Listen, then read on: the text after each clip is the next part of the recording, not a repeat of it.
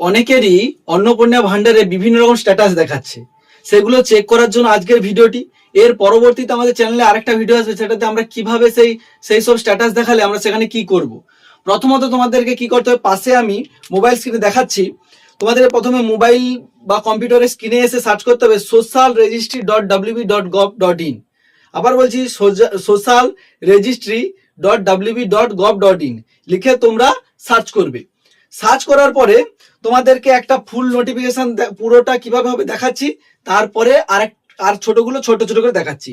প্রথমে যে পেজটা খুলবে সেখানে তোমাদেরকে ডিস্ট্রিক্টের নাম দিয়ে দিতে হবে, তার নিচে মোবাইল নাম্বার দিয়ে সেন্ড ওটিপি অপশানে ক্লিক করতে হবে, রিকোয়েস্ট ফর ওটিপি। তারপরে তোমাদের মোবাইলে একটা 6 ডিজিটের 6টা নাম্বারে একটা ওটিপি যাবে, সেই ওটিপিটা তোমাদেরকে বসিয়ে দিয়ে ভেরিফাই করতে হবে।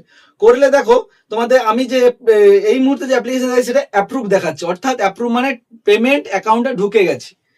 এরপরে আমি আরগুলো দেখাচ্ছি, দেখো আর একটা দেখাচ্ছি একই রকম ভাবে তোমরা মোবাইল নাম্বার দিয়ে দেখলে সেটা দেখাচ্ছে পেমেন্ট রিজেক্ট দেখাচ্ছে।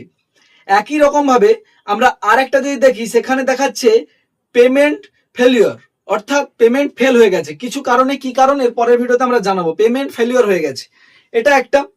আরো দেখাচ্ছে যদি আমরা দেখি সেখানে দেখাচ্ছে অ্যাপ্লিকেশন আন্ডার প্রসেস, মানে এখনো অ্যাপ্লিকেশনটা প্রসেসে আছে।